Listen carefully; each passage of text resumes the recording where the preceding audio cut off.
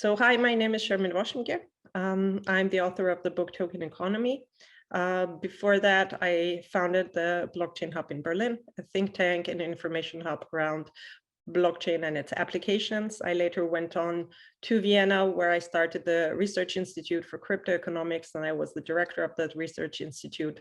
For a while, we did interdisciplinary and applied research around all things blockchain, Web3, and tokenizations from various angles. I'm now founded Token Kitchen, and I'm working on the third iteration of the book, the Token Economy.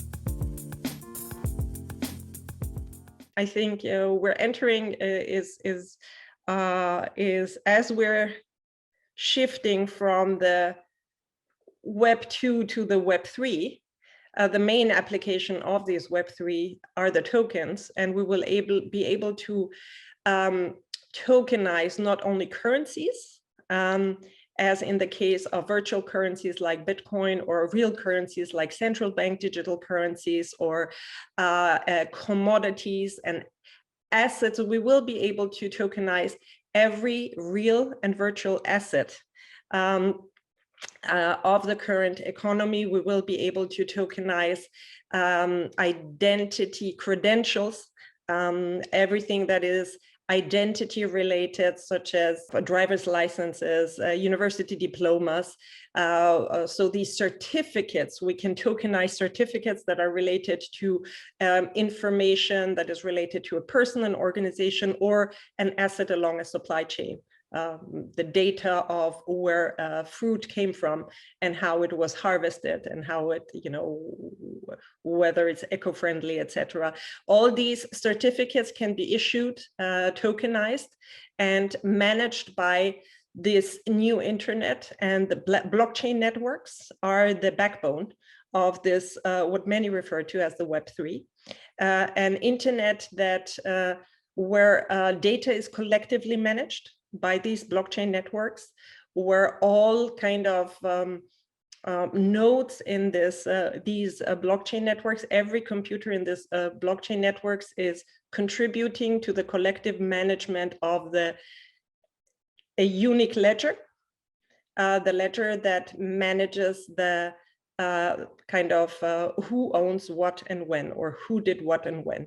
But the who is pseudonymous. It's not completely anonymous, but it's not necessarily publicly tied to your name. Information can be revealed only to those who should see it. But I think blockchain networks are kind of this backbone of this new generation internet. They're a game changer because this backend is not managed by privately managed servers anymore, but by publicly managed internet infrastructure, let's say, which is much more transparent and also efficient in the handling of information.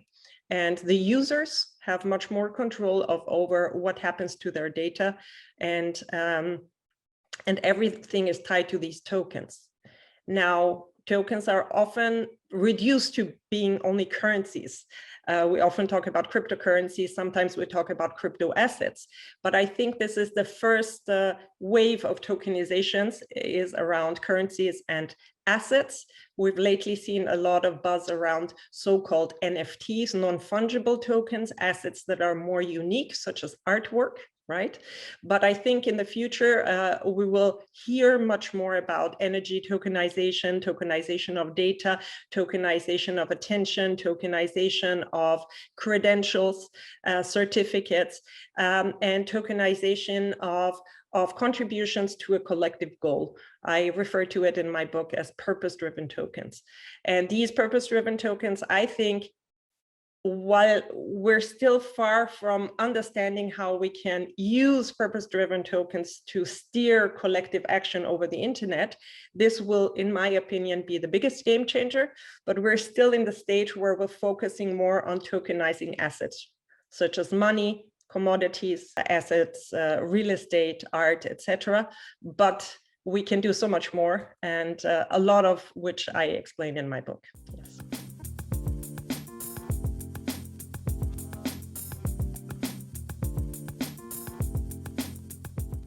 I understand that many people are confused about the multiple terminology, new terminologies such as blockchain, Web3, cryptocurrency, crypto asset tokens, NFTs. What is the difference? So I try to say it in 3 simple sentences. Blockchain networks are the backbone of this new generation internet that many refer to the Web3. The big game changer of the Web3 is that these blockchain networks are collectively managed public infrastructure, where anyone can contribute to the upkeep of this public infrastructure, collectively manage the state of all tokens, the state of who did what and when, who owned what and when. And anyone who contributes to these networks can be rewarded with network tokens. For example, the Bitcoin network very often is misconceived, or Bitcoin is misconceived as a cryptocurrency only, but it's much more. The Bitcoin network is a collectively maintained peer-to-peer payment network that allows you to transfer Bitcoin tokens peer-to-peer without using financial intermediaries. Okay. And this network, this peer-to-peer network, is not managed by a centralized entity, by a bank or a government. It's managed by anyone who wants to be part of the co-management of the network. And if you co-manage the network as a miner, you contribute to the security of the network, you can earn newly minted Bitcoin tokens. This is a complete paradigm shift. And it challenges the way we understand how the internet works and who manages public infrastructure. This is why the media is also very often overwhelmed to explain the whole story, right? And very often, because of how the media tends to work, they focus on the hypes. And very often this narrative is around the price of the Bitcoin token. The people forget to talk about the actual, the other parts of this kind of Bitcoin revolution. The fact that like Bitcoin was the first blockchain network.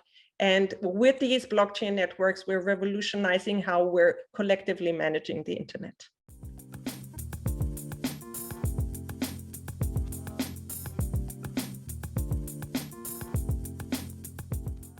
This is like asking me in 1993, which industries will be affected by the World Wide Web?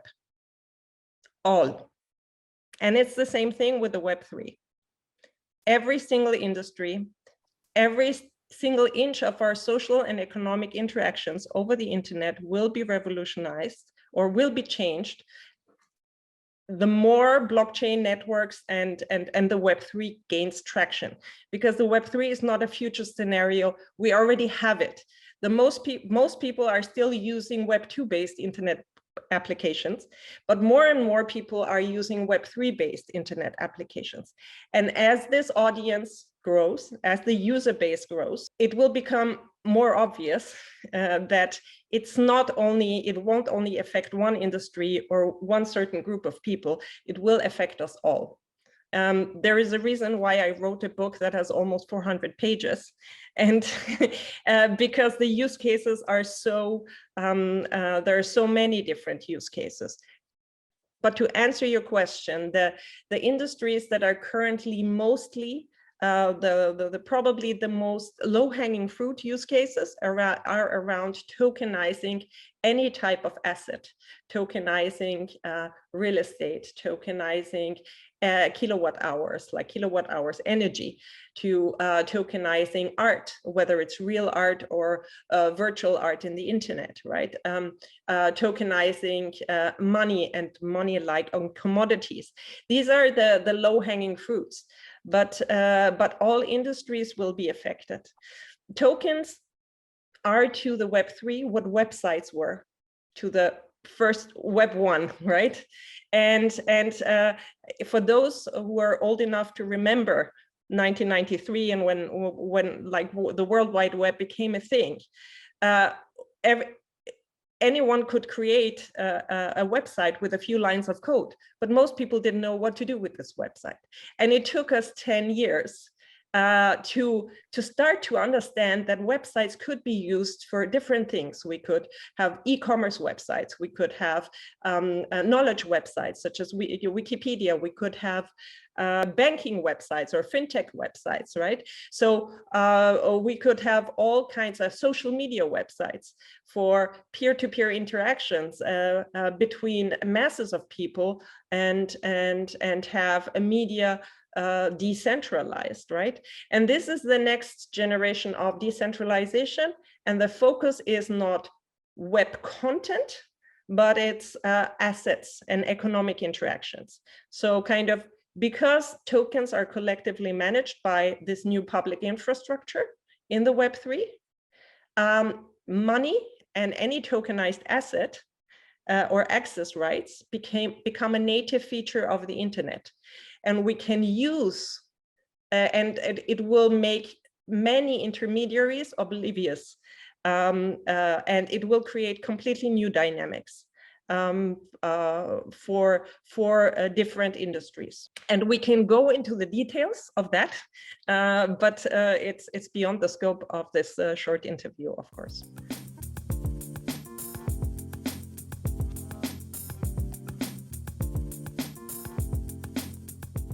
There is a great misconception about what Bitcoin is. It's very often misconceived to be money.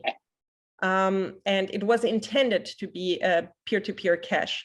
Unfortunately, while Bitcoin and the peer-to-peer payment system works completely well with the Bitcoin blockchain network, and it is a peer-to-peer asset, but it's more similar, in my opinion, to something like gold than to money, because currently the way how our economic systems work, a very important feature of money is price stability. So we can do economic planning as individuals and as institutions.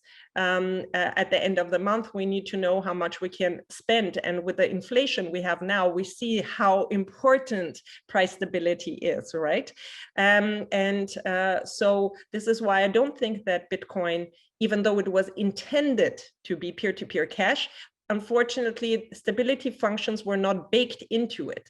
It's more similar to peer-to-peer gold, an asset class that will have a lot of demand in the future. Because why?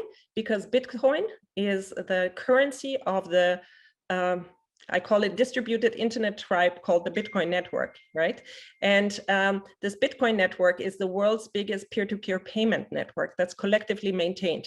And the only way to get rewarded with Bitcoin tokens when you contribute to the network, and you have to pay Bitcoin in Bitcoin network fees when you use the network. So it's the currency of this network. And as long as there is demand for the Bitcoin network, Bitcoin will be valuable. And I think unless Bitcoin gets competitions from the Bitcoin network, gets serious competitions from other networks, and becomes oblivious, the demand for the token will exist. We know from the financial markets that very often an asset price, whether it's a price of a stock or a commodity, or even the price of a local currency, does not always reflect the real value, right? Why? Because speculation is allowed, because even though we have regulation around that prevent insider trading, these things happen. People manipulate the market, and the more there information asymmetries exist between the people who invest in an asset class and people who actually understand that asset class, speculation cycle are bigger. And because most people still don't really understand what Bitcoin actually is, namely a peer-to-peer payment network and not money, and that unfortunately it lacks, or as money, it won't work, but as a payment network, it actually works. And as long as people don't understand the full intricacies of what Bitcoin, the asset is, and what the network is, they won't be able to make wise long-term decisions, and they might fall prey to investing when the prices are going up and selling when the prices go down, even though nothing has changed around the fundamental features of the Bitcoin network. So personally, I think that the price slump now does not reflect the real potential and the realities around the Bitcoin network or the Ethereum network and many other blockchain networks. In some cases, the price slump is more granted for, and in other cases, it is less granted for. But I think right now we're in a bear market because it's a hype cycle, unfortunately. Yes.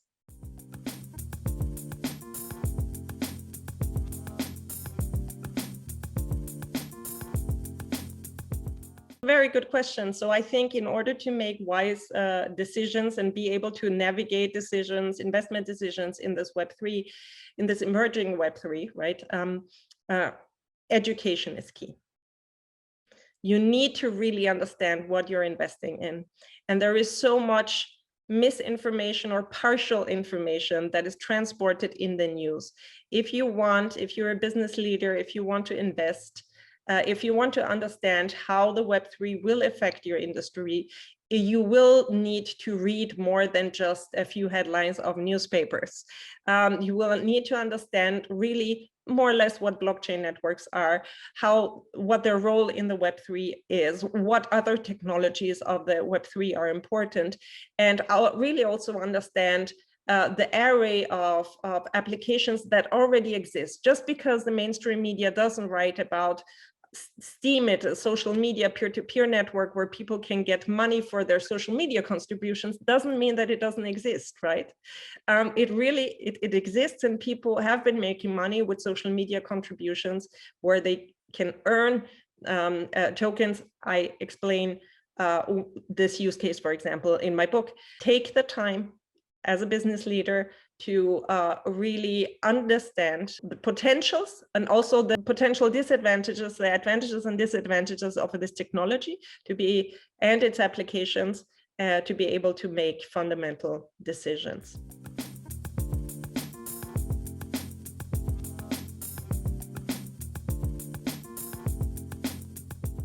So 2 things. Currently, I'm finishing writing the 3rd edition of the book Token Economy. Why am I writing the 3rd edition? Because in the last 2 years since I published the 2nd edition, a lot has happened. And I'm trying to update the use cases in the book, and especially also with the focus of what happened around DeFi, tokenizing assets, DeFi, and purpose-driven tokens. And I'm trying to bring use cases, many examples and graphics, so you can understand the complexities of the stakeholders around the use cases better. And on the other hand, I am with my company Token Kitchen, we're shifting from consulting to creating a concept farm in Portugal, where we want to tokenize olive trees and create a applied research center in the countryside in Portugal around tokenization of agricultural assets. So my focus in the future will be around tokenizing agricultural assets and ecosystem services, such as tokenizing a proof of CO2 emission reduction. For example, we want to research if I can prove that I'm using specific agricultural practices, if we can measure with sensors what is happening in the land, if we have, because of the agricultural practices, more water retention, more CO2 capture, etc. For example, for CO2 capture, we could apply to create digital CO2 certificates, tokenized CO2 certificates, sell them on markets, and create, for example, new revenue streams for farmers who want to do the right thing in farming and be incentivized for contributing to fighting, for example, climate change. So this is the next thing we're doing, and we're setting this up to start end of this year.